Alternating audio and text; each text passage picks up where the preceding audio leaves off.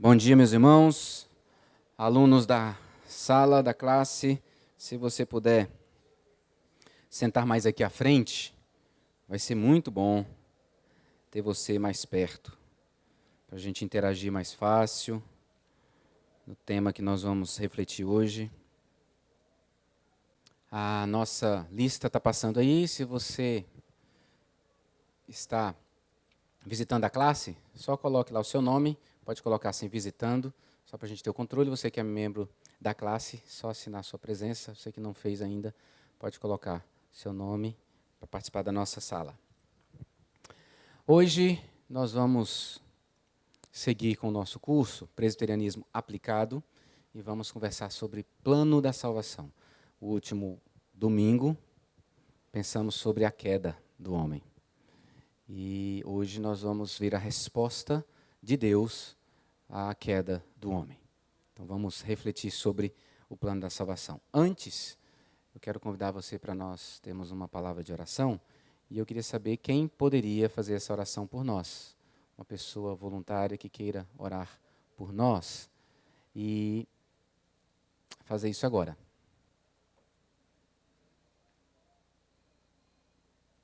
Lá atrás, deixa eu levar o microfone para você.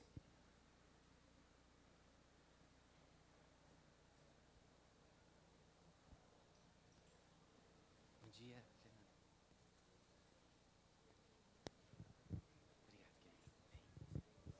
Graça e paz, irmãos. Eu sou Jane Braga, irmã do Judson, de Parauapebas, no interior do Pará. É um prazer estar aqui com os irmãos. Senhor querido, nós te agradecemos pelo privilégio que temos de estarmos na casa do Senhor. A tua palavra diz que melhor é estar um dia na tua casa do que 1000 dias em qualquer outro lugar. Por isso, nós louvamos ao Senhor pelo teu Santo Espírito que está presente aqui e que move os nossos corações e nos mostra, com a palavra que foi pregada, que toda a nossa vida gira em direção a um só caminho, que é Jesus. E obrigada pelo caminho que Ele nos mostrou, que é o caminho da vida eterna.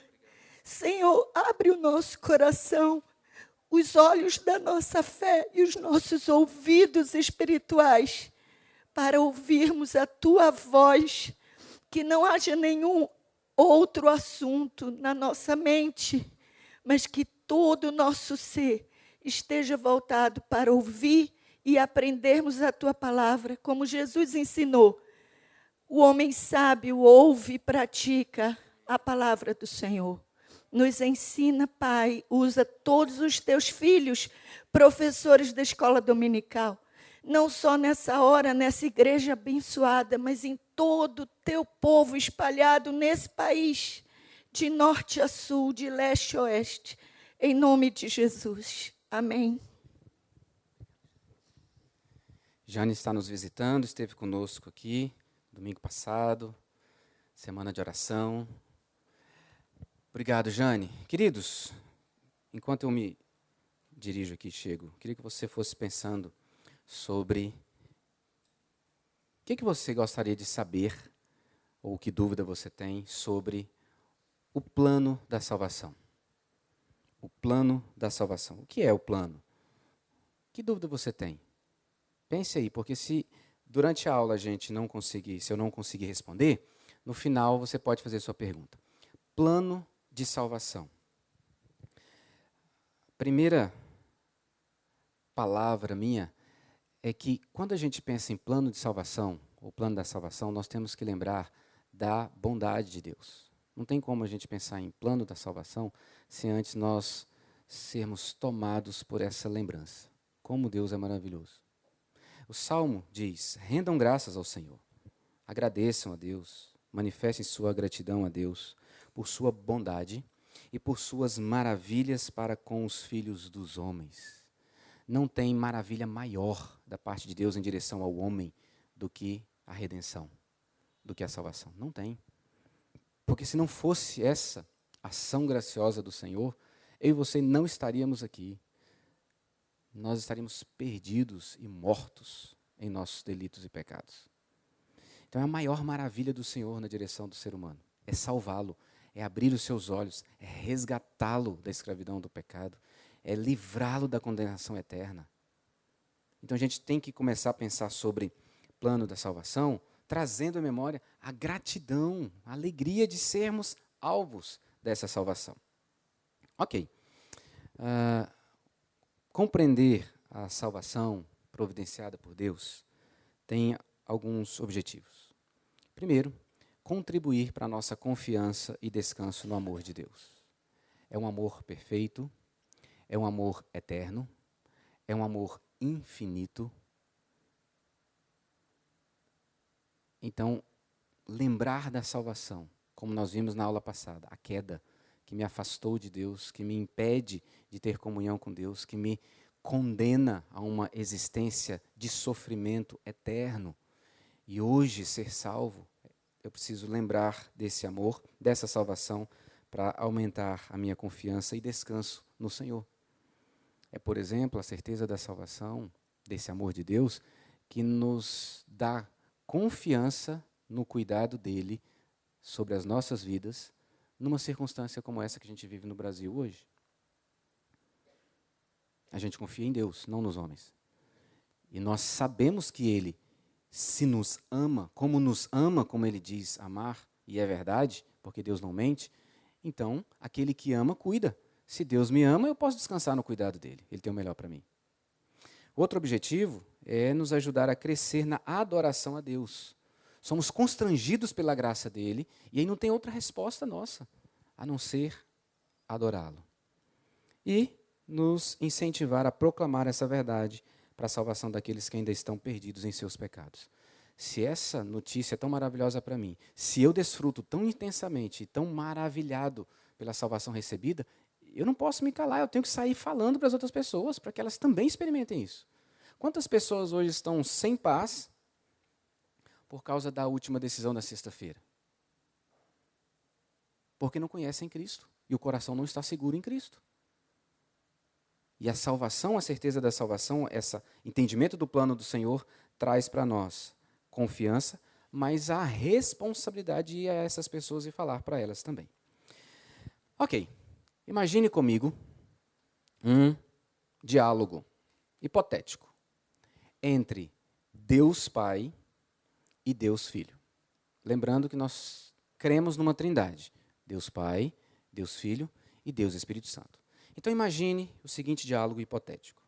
O pai: meu filho, aqui está a companhia de pobres almas miseráveis que se arruinaram totalmente e agora estão sujeitas à minha justiça. A justiça demanda a satisfação por eles, e eu serei satisfeito na ruína eterna deles, porque eles pecaram contra mim. O que se fará por essas almas? O filho responde: ó Pai, tal é o meu amor e compaixão por eles, que, em lugar deles perecerem por toda a eternidade, eu serei responsável. Eu serei responsável por eles como seu fiador. Pode trazer todas as tuas contas para que eu veja o que eu te devo. Senhor, traz todas elas aqui, para que não haja débitos futuros para eles. Da minha mão requererás. Prefiro sofrer a tua ira a deixar que eles a sofram. Sobre mim, meu Pai, sobre mim, recaia toda a dívida deles. O pai responde: mas meu filho, se tu te encarregares deles, pagarás até o último centavo, sem abatimentos. Se eu poupá-los, eles não te pouparão. O filho responde: aceito, pai, que assim seja. Coloca tudo sobre mim, sou capaz de quitar a dívida. E embora isso acabe sendo um tipo de ruína para mim, embora isso me esvazie de todas as minhas riquezas, mesmo assim, estou contente de assumi-la. Esse diálogo hipotético nos ajuda a entender a origem do plano da salvação. Ele acontece na eternidade, quando pai e filho assumem, pelo poder do Espírito Santo, a redenção daqueles que pecaram e que estão mortos, totalmente distantes. O pai assume o filho assume a responsabilidade de morrer no meu e no seu lugar, de todo o povo de Deus escolhido. E isso é importante a gente saber. O plano da salvação nasce na eternidade. Ele não é um plano B, como se Deus não soubesse o que fosse acontecer. A salvação é um desígnio de Deus. Não é um desejo de Deus, é um desígnio. E isso acontece na eternidade, e nós vamos ver isso com mais detalhes daqui a pouquinho. O que eu quero responder hoje? Salvação de quê?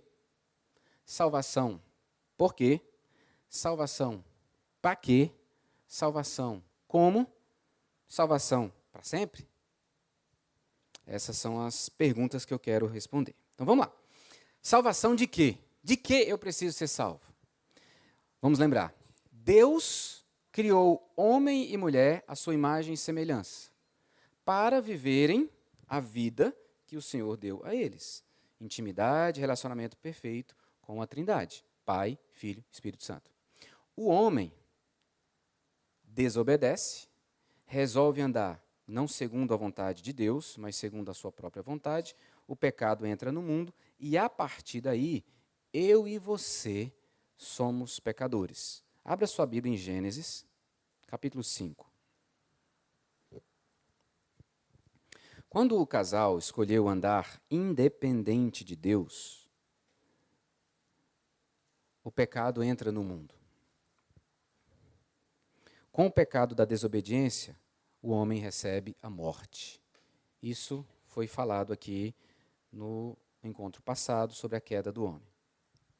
E ele então passa a ser dominado, ele é escravo do pecado. E isso que acontece com Adão e Eva chega até mim e a você e a toda criatura humana. Gênesis 5 diz assim: Este é o livro da genealogia de Adão. No dia em que Deus criou o homem, à semelhança de Deus o fez. Então esse homem é criado santo. Se ele é a imagem e semelhança de Deus, e Deus é santo, esse homem é santo. Essa mulher é santa. Homem e mulher os criou e os abençoou. Ele os chamou pelo nome de Adão no dia em que foram criados.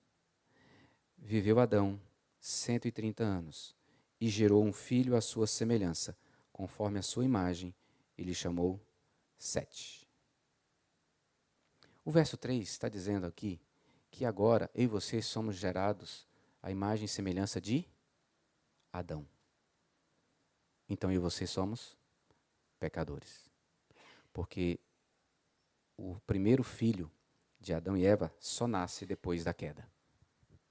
Então aquilo que foi imputado sobre Adão e Eva vem sobre mim e você. Nós agora somos descendentes de Adão e Eva e também pecadores dominados pelo pecado. O que é pecado? Toda transgressão à vontade de Deus. Ou seja, não ser o que Deus criou para eu ser. Não viver como Deus me criou para viver. Ser, pensar, falar, desejar ou fazer qualquer coisa contrária à vontade de Deus, que foge à vontade de Deus. E essa é a minha realidade e a sua realidade. É assim que a gente quer viver.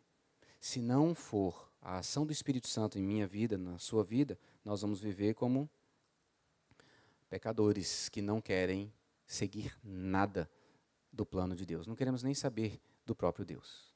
Então, do que nós precisamos ser salvos? De nós mesmos. Porque somos pecadores. Nós precisamos ser libertos de nós mesmos, dessa natureza caída. É óbvio, ser liberto do pecado, da escravidão do pecado, mas em síntese, você e eu precisamos ser libertos de nós mesmos, dessa velha natureza. Por isso recebemos uma nova natureza. Recebemos um novo coração, e daqui a pouquinho nós vamos ver por que a Bíblia usa, Deus usa essa expressão de um novo coração, para mim e para você, quando se fala de salvação. eu e você precisamos ser salvos de nós mesmos, o que significa condenação eterna, escravidão do pecado. Então, a salvação é para nos livrar de tudo isso, da condenação eterna, da distância de Deus. Nós somos salvos para sermos reconciliados com Deus. Toda essa ação de Deus na eternidade é para nos salvar dessa distância de Deus, do pecado, da escravidão do pecado, de nós mesmos, que somos pecadores. Agora, pensa comigo.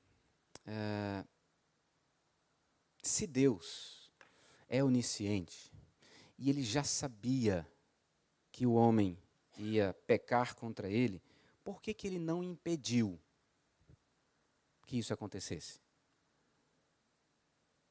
Você tinha essa pergunta aí? Tem um plano de salvação porque o homem pecou. Deus é onisciente e Deus é onipotente. Ele sabia que o homem ia cair. Por que Ele deixou? Se Ele tinha poder para impedir. Porque Ele é todo poderoso. Por quê? Bem, talvez a primeira resposta seja, não sei. Eu sei que Ele fez assim. Mas quando nós somos lembrados que o mundo gira em torno de Deus, não da gente, então Deus assim permitiu, assim conduziu para que o seu nome seja glorificado. Para que Ele seja adorado. Pense comigo. Se o homem cai, se afasta de Deus, e esse Deus traz esse homem de volta para Ele, sem o homem ter feito nada por merecer, qual é a resposta desse homem para Deus? Adoração. Deus recebe glória. Deus recebe louvor, Deus é exaltado. E Ele assim o fez. Antes de criar o mundo, Deus já havia estabelecido uma aliança com Jesus. Eles vão me abandonar, eles vão desobedecer, mas você vai lá resgatá-los para mim. E essa resposta de Jesus é voluntária, Ele não foi obrigado a isso. Esse pacto acontece na eternidade, esse pacto são aliança, onde Jesus decide assumir o meu lugar, o seu lugar na cruz. Tudo isso para que Ele seja glorificado. Revela quem Deus é, levando-nos a adorá-lo. Porque só mostra a grandeza, a majestade, a sabedoria de Deus.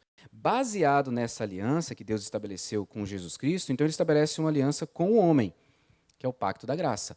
Eu vou ser o seu Deus, você será meu filho, e eu vou providenciar tudo para que isso seja possível. Porque você não vai dar conta. O Antigo Testamento inteiro mostra como o ser humano não dá conta de cumprir a sua parte no pacto da aliança com Deus. Jesus Cristo vem para tornar possível eu e você cumprirmos a nossa parte na aliança, de pertencermos somente a Deus, vivermos para Ele e Ele ser o nosso Deus. Deus oferece ao pecador que Ele salva a vida eterna, dando fé por meio de Jesus Cristo. Salvação de quê? Salvação da condenação eterna, salvação do pecado, salvação de mim mesmo, salvação de uma vida distante de Deus. Salvação, por quê? Deus é amor, esse é um dos atributos divinos. Deus é amor. Se Ele é amor, Ele ama. E a gente tem conhecimento de que Deus Pai ama o seu Filho desde a eternidade. Porque antes de Deus poder amar o Juarez, Deus ama o seu Filho desde toda a eternidade. E esse amor pelo Filho, por ser um amor perfeito, é um amor que Deus quer que transborde e alcance o Juarez. Então Deus ama o Juarez por causa de Cristo. E Cristo vem e morre por amar Juarez. Então, salvação por quê? Por causa do amor de Deus. Para salvar o homem caído, mas que tem como fundamento o amor perfeito dele pelo seu Filho. E o Filho vem para que o amor seja expandido e alcance todos aqueles criados à sua imagem e semelhança, que estavam destituídos de comunhão com Ele. Isso é maravilhoso, meus irmãos. Isso é maravilhoso. Deus salva porque ama. Deus é justo, não pode agir contrário à sua justiça. Se o pecado leva à morte, é justo que se resolva a situação do pecado com morte. Mas como que eu vou ser? Se a dívida pelo meu pecado é paga pela minha morte, não resolve nada, né? Eu morri, acabou. Por isso que Jesus morre no meu lugar. Ele paga a minha dívida assumindo a morte, que seria minha. Por isso Jesus tem que assumir uma natureza humana. Por que Deus tem que se encarnar? Porque ele tem que morrer no meu lugar. E eu sou gente. Abra sua Bíblia em Hebreus, capítulo 2, para a gente entender essa identificação. Capítulo 2 de Hebreus, a partir do verso 14.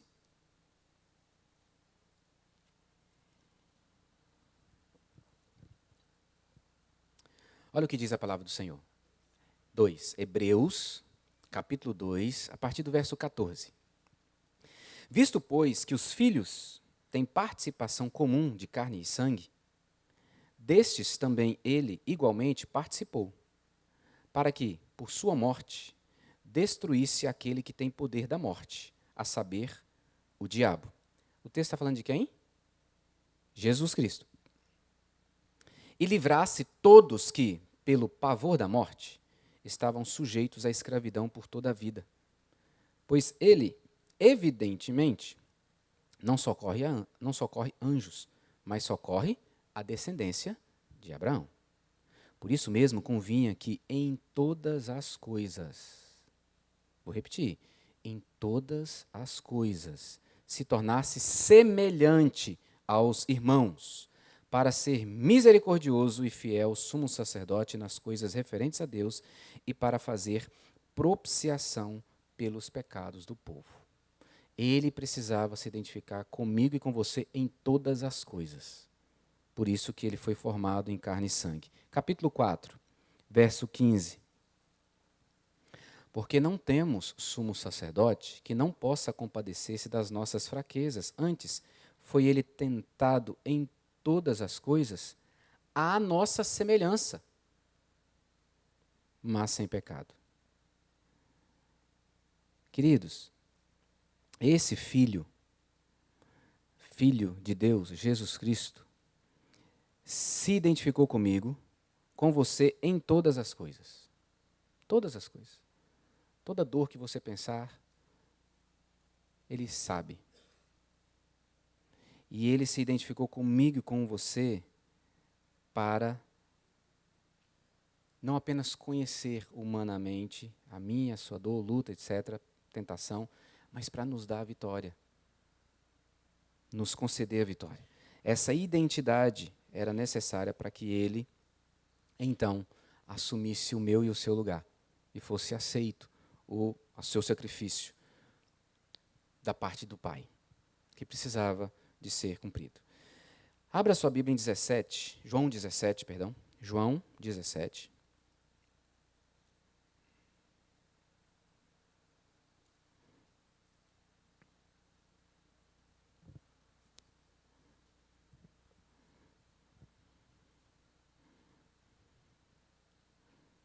A partir do verso 24. João 17, verso 24.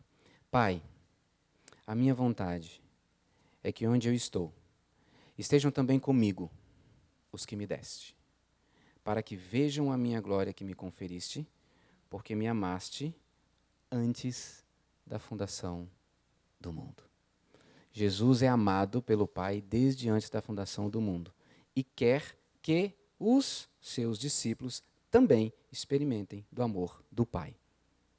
Por isso, ele precisa salvá-los. Verso 25. Pai justo, o mundo não te conheceu, eu, porém, te conheci. E também estes compreenderam que tu me enviaste. Eu lhes fiz conhecer o teu nome e ainda o farei conhecer. Para quê? Para que o amor com que me amaste esteja neles e eu neles esteja. Conhecer a Deus é experimentar o amor de Deus. E Jesus disse que ele mesmo vai fazer isso.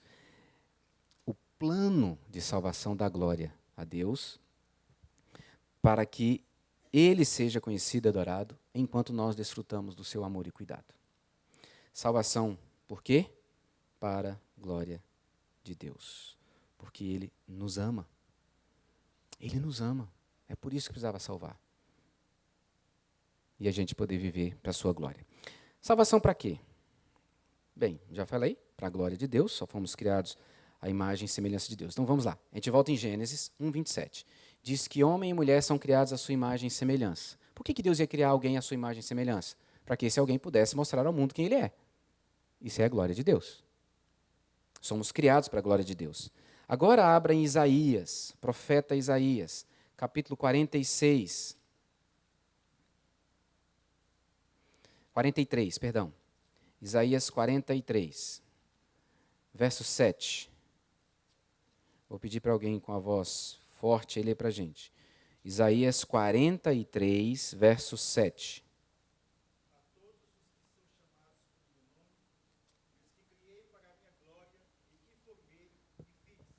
Para que Deus me criou? Para que Deus te formou? Para a sua glória. Para a sua glória. Então, salvação não diz respeito a mim. A salvação não diz respeito a mim e a você. Diz respeito à glória de Deus.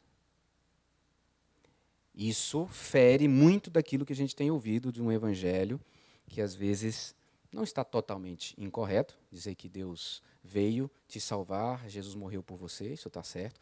Mas em última instância, Jesus morreu para te salvar por causa dele, para a glória dele. Por isso que eu e você somos capacitados para viver para ele e mostrar ao mundo quem ele é. Então fomos criados para mostrar quem Deus é, Gênesis 1:27. Somos criados e formados para a glória de Deus, para mostrar ao mundo quem Deus é. Salmo 106, verso 8. É importante a gente ter esses textos, você pode marcar na sua Bíblia, anotar na sua agenda, porque são textos para guiar a sua fé e o seu testemunho de fé. Salmos 106, verso 8 diz: mas ele os salvou por amor do seu nome, para lhes fazer notório o seu poder. É por amor ao seu santo nome que eu e você somos salvos, para ser notório o poder dele, a glória dele, para ele ser conhecido e adorado. Paulo ensinou isso para a gente, né? 1 Coríntios 10, 31. Portanto, quer comais, quer bebais, ou façais outra coisa qualquer, fazei tudo para a glória de Deus, porque nós existimos para a glória de Deus. Efésios, capítulo 1, vai mostrar que tudo em nossa salvação foi planejado por Deus para engrandecer a sua glória. Abra comigo. Efésios, capítulo 1.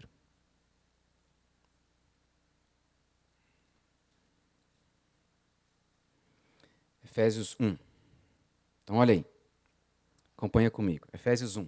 Verso 5 diz: nos predestinou para ele, para a adoção de filhos, por meio de Jesus Cristo, segundo o beneplácito da sua vontade. Para quê? Para louvor da glória de sua graça, que ele nos concedeu gratuitamente no amado. Verso 12. Por que ele fez aquilo? A fim de sermos para louvor da sua glória. Nós, os que de antemão esperamos em Cristo, nós que estamos unidos a Cristo. Verso 13.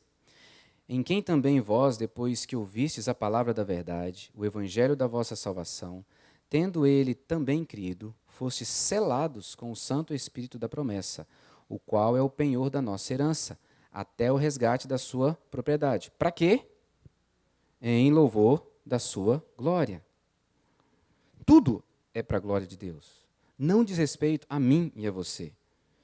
O verdadeiro evangelho, o puro evangelho, diz que tudo é para Deus. Então a salvação é para a glória de Deus. Tudo planejado pelo Senhor. Deus salva para que ele receba adoração, sendo assim glorificado. Não se trata de mim nem de você, queridos. mas de Deus. Ele é o centro de todas as coisas. Jesus é o centro de todas as coisas. Mas e o amor dele por mim? Então ele não me ama? Ama. Ama sim, porque se ele não amasse, ele não ia morrer do seu lugar, não. Mas ele o faz para a sua glória. E como? Como que essa salvação é realizada? O Pai, o Filho e o Espírito Santo agem para aplicar o plano da salvação. O Pai nos escolhe, o Filho nos compra com seu sangue, o Espírito Santo aplica os benefícios na salvação sobre cada um de nós. Eu quero olhar com você aqui, abra aí em Hebreus 10:5, como que essa Trindade Santa está envolvida desde o início. Então, Hebreus 10, verso 5. Eu coloquei aqui, falei para os irmãos, que na eternidade nós temos um pacto entre o Pai e o Filho, no poder do Espírito Santo, para que Jesus encarne e cumpra a missão de morrer no nosso lugar.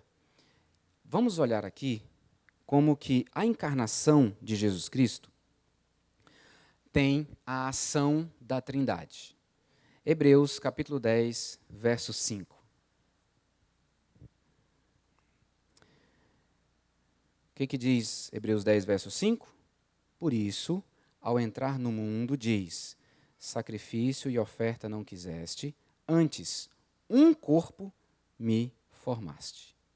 Ele está citando o Salmo 46, dizendo que Deus preparou um corpo para Jesus Cristo, um corpo sem pecado, dando para ele, então, todas as condições de cumprir a sua missão. Quem é que forma esse corpo? O Deus Pai concebe e dá ao Filho. Mas quem efetivamente cria esse corpo de Jesus? Quem, gente? Espírito Santo. Aonde que está a prova disso?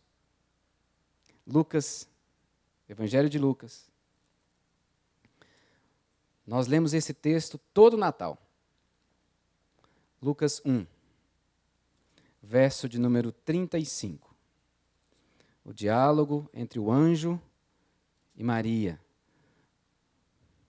Verso 35. Vamos ler o 34. Então disse Maria ao anjo: como será isto?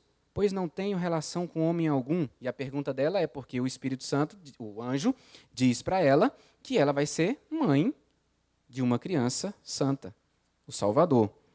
E ela, como é que isso vai acontecer? Aí o anjo responde. Como é que vai ser, gente? Alguém lê. Vamos ler juntos, né? Vamos ler juntos? Respondeu-lhe o anjo: descerá sobre ti o Espírito Santo, e o poder do Altíssimo te envolverá com a sua sombra. Por isso, também o ente santo que há de nascer será chamado Filho de Deus. Quem é que forma? O Espírito Santo forma o corpo que o Pai concebeu do Filho no ventre de Maria. E Jesus Cristo decidiu vir de forma humana. João 6, verso 38. É uma decisão voluntária de Jesus.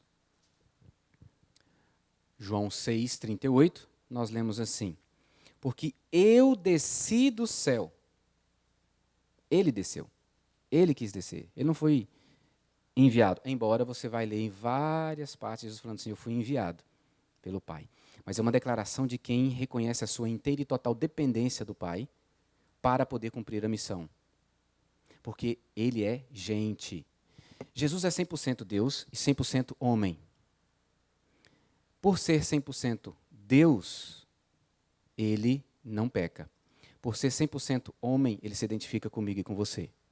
Então, como é que ele tem poder para realizar tudo o que ele realiza? Por causa da habitação do Espírito Santo. Abrir parênteses e fazer propaganda. Às quartas-feiras, nós estamos estudando os milagres de Jesus, aprendendo com os milagres de Jesus. Quarta-feira agora eu estarei falando sobre o milagre em Mateus 8. E é importante a gente entender o milagre e aprender com o milagre. Fecha parênteses. todo milagre que Jesus fazia era no poder do Espírito Santo, que vem sobre ele e o capacita. Por isso que a Trindade está o tempo todo envolvida. A encarnação é obra da Trindade, e a encarnação é o Criador se identificando com a criatura. É a encarnação que torna possível a nossa comunhão com o Deus Criador.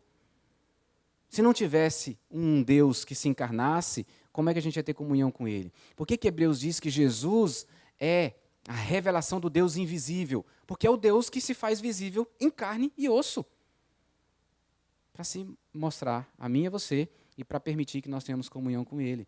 E quando Ele voltar, nós vamos viver por toda a eternidade com um Deus que é gente, que é de carne e osso. Isso para mim também é sensacional. Porque imagine que Deus fosse só espírito, né? Ia ser maravilhoso, tremendo, mas é espírito. Agora nós vamos ter Jesus, vamos poder abraçar Jesus como Deus maravilhoso. A encarnação é o Criador se identificando com a criatura. Oi? Oi? Aí, a pergunta da irmã é, e o Deus Pai também vai estar em carne e osso? Biblicamente, à luz do que a Escritura revela para a gente, não. Só o Deus Filho. Porque só Ele foi encarnado. Quem encarnou não foi o Pai, nem o Espírito Santo. Quem encarnou foi o Filho. E o Filho ressurge em carne e osso. E sobe ao céu em carne e osso. E quando os discípulos estão olhando lá, admirados, ele subindo, o anjo está do lado e fala assim, por que vocês estão admirados? Do jeito que ele subiu, ele vai descer. Opa! Ele subiu em carne, vai descer em carne. Então, nós teremos essa alegria de viver a eternidade com Deus encarnado. Bem, salvação como? Deus providencia tudo, Deus vem em carne e osso, Deus morre no meu e o seu lugar para tornar possível a nossa comunhão com Ele. Como que essa comunhão se estabelece? Arrependimento e fé. Não tem como eu e você sermos reconciliados com Deus se nós não nos arrependermos dos nossos pecados e crermos em Jesus Cristo como nosso Senhor e Salvador, queridos. A salvação não é automática. O pecador precisa se arrepender dos seus pecados e crer na obra, no sacrifício, na pessoa de Jesus Cristo e entregar sua vida a Ele. Conquanto a salvação seja toda ela preparada por Deus, e é Ele que nos leva a crer nele, a minha e a sua responsabilidade de arrependimento e de confissão de Jesus como Senhor e Salvador. Atos capítulo 4, verso 12. Alguém leia, por favor.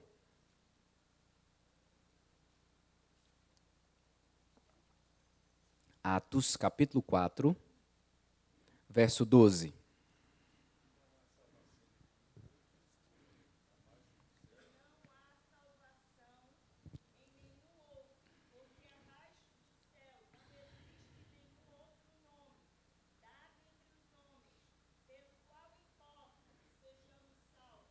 Amém. Não há salvação só em Jesus. Então eu preciso crer e confessar Jesus Cristo. Volta um pouquinho em Atos, agora no capítulo 2. Depois que Pedro prega o seu sermão e chama as pessoas à salvação, nós lemos o seguinte testemunho. Ouvindo eles essas coisas, compungiu-se-lhes o coração. E perguntaram a Pedro e aos demais apóstolos, que faremos, irmãos? Respondeu-lhes Pedro, o quê? Arrependei-vos e cada um de vós seja batizado em nome de Jesus Cristo para remissão dos vossos pecados e recebereis o dom do Espírito Santo. Arrependimento, confissão, batismo, vida eterna. Ao crer, ao se arrepender, ao receber o Espírito Santo, a vida eterna, a salvação. Arrependimento verdadeiro é aquele que reconhece que está em pecado, que ofendeu a santidade divina, sente-se culpado diante de Deus, sofre tristeza por causa disso. Veja que o coração está compungido. Nós pecamos, nós estamos distantes desse Deus, o que nós vamos fazer? Então, eles reconhecem o seu pecado, voltam-se para Deus com o propósito de abandonar o pecado, estão arrependidos e precisam confessar Jesus como seu Senhor e Salvador.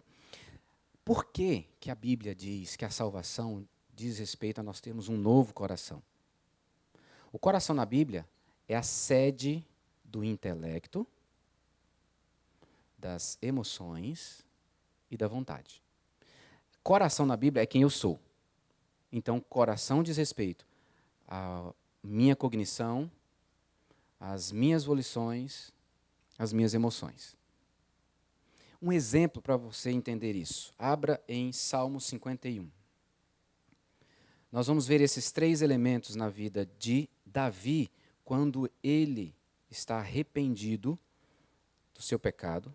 Lembrando que Salmo 51 ele escreve depois que ele é confrontado por Natã, que faz ele pensar, refletir, reconhecer o seu pecado junto com Batseba. Todo arrependimento tem que envolver o intelecto, as emoções e a vontade, tá? Então veja. Salmo 51, verso 1. O que ele diz? Compadece-te de mim, ó Deus, segundo a tua benignidade, e segundo a multidão das tuas misericórdias, apaga as minhas transgressões. O que é isso? É uma oração. É uma expressão da vontade. Compadece de mim, ó Deus, segundo a tua benignidade, e segundo a multidão das tuas misericórdias, apaga as minhas transgressões. Ele busca o perdão, busca a purificação, e também o propósito de não pecar mais. E isso fica mais claro no verso 10. Olha o que ele pede no verso 10. Alguém leia, por favor.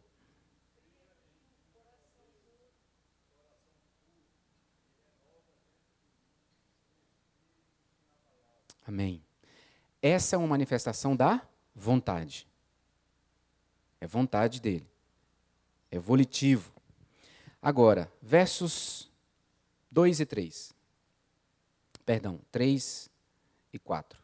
Pois eu conheço as minhas transgressões e o meu pecado está sempre diante de mim. Pequei contra ti somente, e fiz o que é mal perante os teus olhos, de maneira que serás tido por justo no teu falar e puro no teu julgar. Aqui é o quê?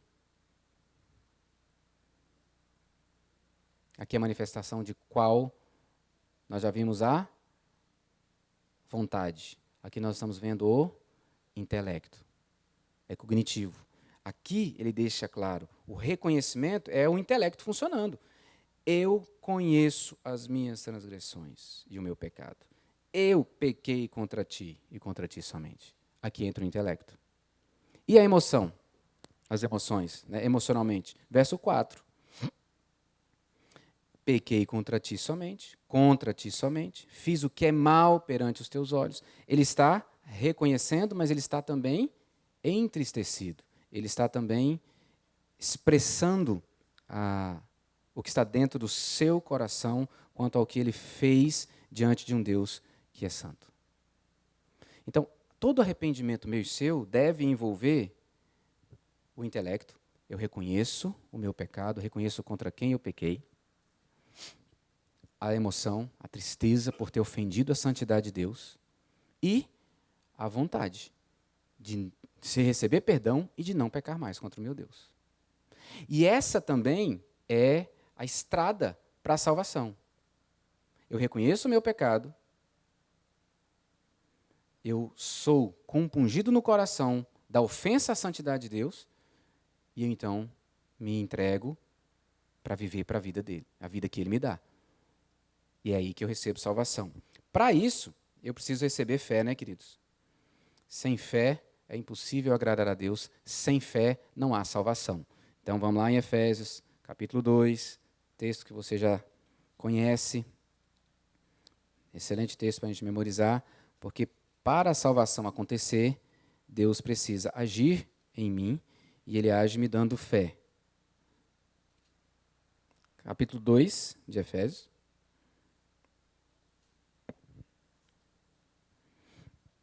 Verso de número 4. Mas Deus, sendo rico em misericórdia, por causa do grande amor com que nos amou, e estando nós mortos em nossos delitos, nos deu vida juntamente com Cristo, pela graça sois salvos.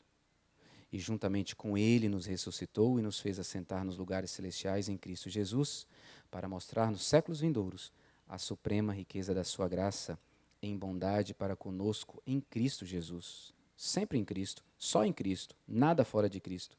Porque pela graça sois salvos mediante a fé, e isso não vem de vós, é dom de Deus.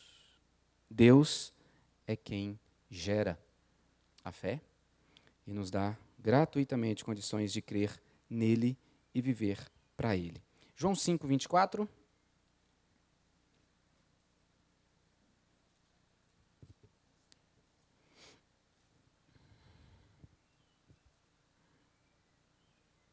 Alguém pode ler? Em verdade vos digo, quem ouve a minha palavra e crê naquele que me enviou tem a vida eterna. Não entra em juízo, mas passou da morte para a vida. Glória a Deus.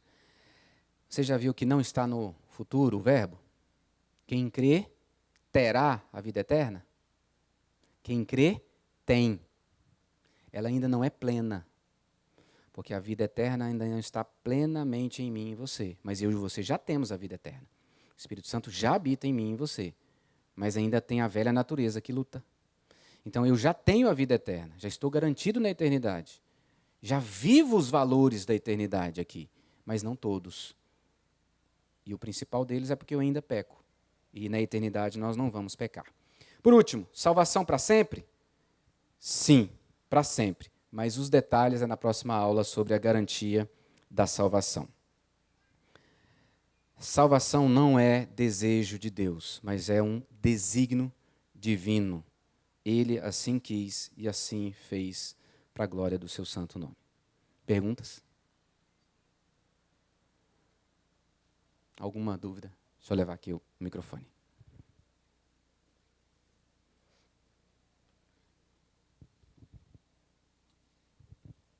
Pastor, me parece que a pergunta é um pouquinho anterior, e ouvindo aqui e tentando entender, a questão anterior que me surgiu foi o seguinte: C.S. Lewis fala que o livre-arbítrio é para o bem e para o mal, mais ou menos, né? E aí eu fiquei pensando, o livre-arbítrio foi o que permitiu o mal, ou quem ou o que criou o mal, a ponto de a gente precisar dessa salvação? É uma questão bastante complexa, eu não sei se é pertinente também para o tema que é salvação. Ok.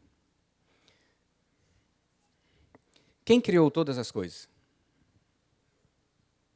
O mal está aí dentro?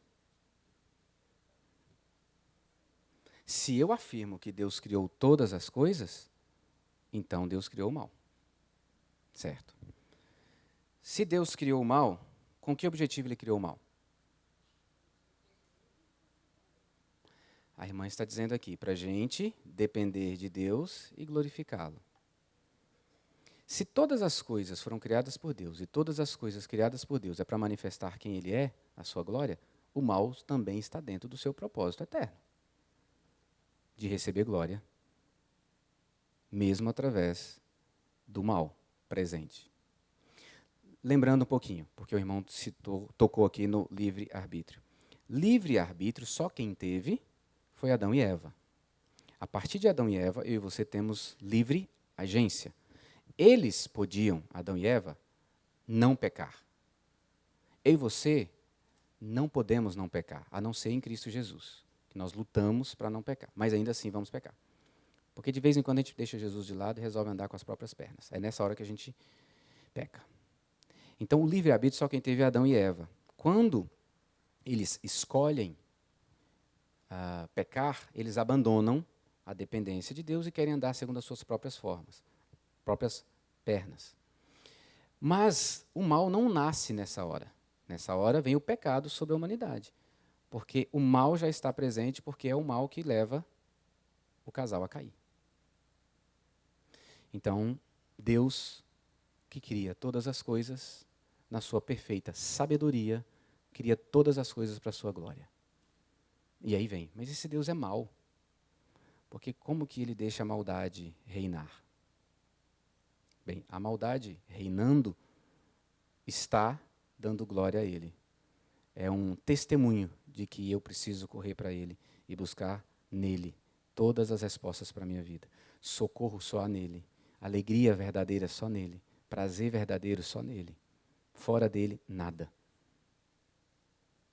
Ele é sábio, perfeitamente sábio. Eu e você não. Ele sabe todas as coisas. Eu e você não. Deus, por ser eterno, tem todas as coisas diante dele. Eu e você não. A gente pensa em passado, em presente e tenta pensar no futuro. Ele tem todas as coisas. Ele chega assim, tudo é. Tudo que nós estamos vivendo aconteceu na eternidade, já aconteceu para Deus. Jesus veio na história num tempo determinado, na plenitude dos tempos. Mas na eternidade tudo isso já aconteceu. Eu e você aguardamos a volta de Jesus Cristo. Na eternidade, isso já aconteceu. É maluco pensar isso, né? Mas é. Se Deus é eterno, Ele não está preso ao tempo, Ele está acima do tempo, tudo já aconteceu para Ele.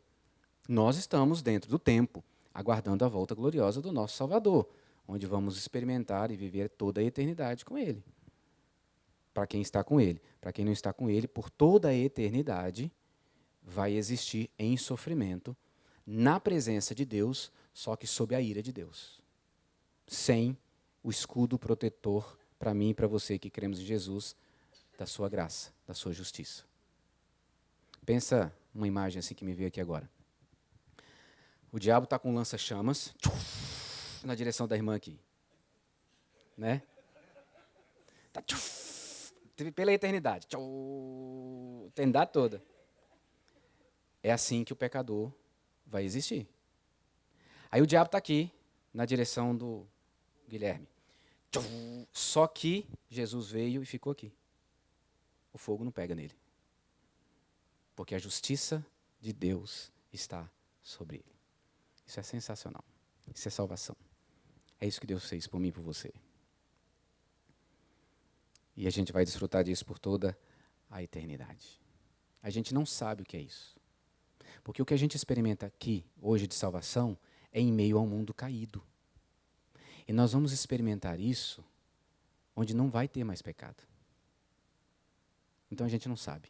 Aqui é só para a gente pensar um pouquinho do que é. Todas as religiões buscam um caminho de salvação. Todos os seres humanos anseiam por felicidade, porque o coração humano foi criado por Deus. E Deus é feliz. Deus é feliz. Deus não é um senhor de barba branca, com a testa franzida, chateado porque você está pecando. Deus é feliz. Por isso a gente quer felicidade. Mas a gente só encontra nele e a gente acha que encontra nas outras coisas. Todas as outras religiões buscam a redenção por meio da ação humana. Faça e você vai alcançar. Faça e você vai ser aceito. Faça e Deus vai te receber.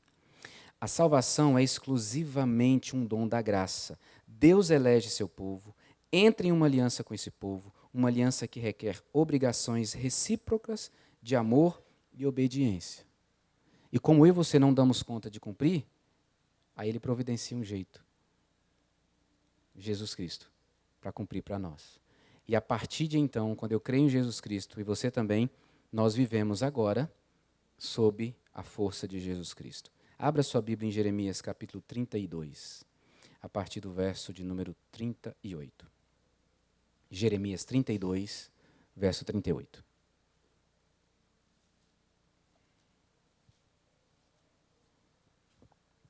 Essa citação que está no quadro é do Herman Bavinck, um teólogo sistemático. Jeremias 32. Olha isso aqui que o Herman Bavinck colocou para a gente, a partir da palavra do próprio Deus. Deus diz assim: eles serão o meu povo e eu serei o seu Deus. Dar-lhes-ei um só coração. Jeremias 32, a partir do verso 38. Ok? Eles serão o meu povo, eu serei o seu Deus. Dar-lhes-ei um só coração e um só caminho. Parêntese. Jesus disse que ele é o quê? O caminho. Fecha parênteses. Para que me temam todos os dias, para o seu bem e bem dos seus filhos. Farei com eles a aliança eterna, segundo a qual não deixarei de lhes fazer o bem, e porei o meu temor no seu coração, para que nunca se apartem de mim. Alegrar-me-ei por causa deles. Está vendo que Deus é alegre em você? E lhes farei bem. Plantá-los-ei firmemente nessa terra, de todo o meu coração e de toda a minha alma. Tudo que Deus é, Ele está dedicando, concentrando para que você ande na presença dEle, para que Ele faça bem a sua vida. Porque assim diz o Senhor: assim como fiz vir sobre esse povo todo esse grande mal, assim lhes trarei todo o bem que lhes estou prometendo. Deus fez uma aliança, eu e você estamos em aliança com Ele. Ele não para de fazer o bem para mim e para você. Ele colocou o temor no meu coração, temor a Ele, temor não é medo, mas reverência, intimidade com Ele, para o meu bem, para o bem dos meus filhos. Ele faz isso dedicando-se inteiramente, de todo o coração e toda a alma. Deus não tem coração e alma, mas Ele usa essa expressão antropomórfica para que eu e você entendamos. Ele está se dedicando inteiro. E por que Ele diz que eu tenho que amá-lo de todo o meu coração, de toda a minha alma, de toda a minha fé, de todo o meu entendimento? Porque é assim que Ele faz. Ele se põe inteiro na relação comigo e com você. E eu e você não podemos fazer menos do que isso. Michael Reeves, qualquer livro que você encontrar desse pastor, você pode ler, viu? Bom demais. Pois tão certo como Cristo está na glória, os seus têm de juntar-se a Ele. A cabeça não pode usufruir da glória sem o corpo. Cristo não está na glória? Ele não é a cabeça da igreja? Então nós vamos para lá. Porque não tem como a cabeça ficar sem seu corpo. Nós vamos para lá um dia. Concluindo, queridos. Se trata de quem o plano da salvação? De Deus. É tudo para a glória dele. Jesus não veio ao mundo por mim e por você.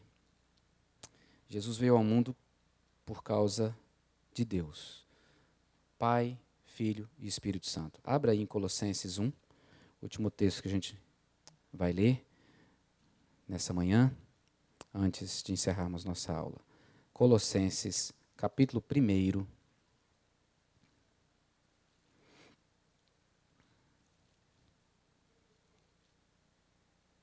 A partir do verso de número 15.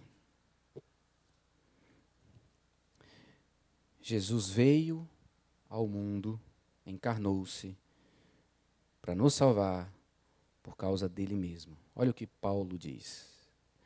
Este, se referindo a Jesus, é a imagem do Deus invisível, o primogênito de toda a criação. Pois nele, em Jesus, foram criadas todas as coisas. Onde? Nos céus e sobre a terra. Quais? As visíveis e as invisíveis. Sejam tronos, sejam soberanias, quer principados, quer potestades. A potestade foi criada por? Tudo foi criado por meio dele e para ele. Ele é antes de todas as coisas. Nele tudo subsiste. Antes de todas as coisas, Jesus já existia. Todas as coisas só podem existir por causa de Jesus. Nele tudo subsiste. Ele é a cabeça do corpo da igreja. Por isso que o corpo vai se reunir. Ele é o princípio, o primogênito de entre os mortos, para em todas as coisas ter a primazia, porque aprove a Deus que nele residisse toda a plenitude, e que, havendo feito a paz pelo sangue da sua cruz, por meio dele, reconciliasse consigo mesmo todas as coisas, quer sobre a terra, quer nos céus. E a vós, outros, também que outrora erais estranhos inimigos no entendimento pelas vossas obras malignas, agora, porém, vos reconciliou. Como? No corpo da sua carne, mediante a sua morte, para apresentar você santo, inculpável, irrepreensível. Se é que você permanece na fé, alicerçado e firme, não vos deixando afastar da esperança do evangelho que ouvistes e que foi pregado a toda criatura debaixo do céu, do qual eu, Paulo, me tornei ministro. Jesus é a razão da atividade criadora de Deus. Jesus é a razão da atividade salvadora de Deus. Ele é o centro de todas as coisas. Por isso, queridos, Como não adorar um Deus assim? Como não viver para um Deus assim? Como não falar de um Deus assim? Como ficar calado? Então, como falar? O que você tem que falar sobre o plano da salvação quando você for testemunhar para alguém? Então, você vai começar com as más notícias. O fogo ali é para fazer mesmo uma referência lá ao inferno. O problema do pecado, você tem que falar. O seu problema é que você é pecador. Você não anda segundo a vontade de Deus. Você só pensa em você, você age conforme a sua paixão carnal. E isso te levou à morte. Você está morto espiritualmente, você não está reconciliado com Deus, você está distante de Deus. Por isso que você vive com esse vazio imenso dentro do seu coração, por isso tanta tristeza na sua vida. E não tem nada que você possa fazer para mudar isso. Por melhor que seja o que você faça, por mais bonita que seja a obra que você realize, ela não é aceita por Deus, porque você é pecador. E você está morto. E aí você não pode só dar má notícia, né? Você tem que dar boa também. A boa notícia que você tem que dar: Deus resolveu o seu problema. Jesus Cristo veio para substituir você e morrer na cruz, pagando pelos seus pecados. E Ele ressuscitou para dizer que você tem uma nova vida. E você precisa ressuscitar com Ele. Para você ressuscitar com Ele, você tem que se arrepender e crer. E aí você vai receber uma nova vida. A velha vida fica. Você morre. E você recebe uma nova vida. E aí você pergunta: qual a sua resposta? Você só tem que fazer isso. Se a resposta for não, valeu, você, tá bom, posso orar por você? Ora. E pede a Deus para salvar. Se ela falar assim: eu entendi, eu me rendo diante disso, que é algo maravilhoso quando isso acontece. Você prega e a pessoa se rende. Aí você ora por ela e fala assim: seja bem-vinda. Agora nós vamos adorar a Deus juntos. Mesmo que não fiquemos na mesma igreja, mas adoraremos o mesmo Deus juntos. Plano da salvação. Tremenda, maravilhosa graça de Deus, agindo para nos redimir, nos fazer parte da sua história de redenção, salvação de um povo escolhido. Semana que vem tem mais. E aí é a garantia da salvação. Posso perder a salvação? O que é necessário para eu não perder a salvação? Semana que vem. Vamos orar? Deus querido, a Ti toda honra, glória e majestade. A Ti somente todo louvor, toda a nossa adoração, toda a nossa gratidão. A Ti somente, Pai, Filho e Espírito Santo, nós queremos agradecer nessa hora. Recebemos salvação. A nossa história não parou nas más notícias. As boas notícias chegaram em nosso coração.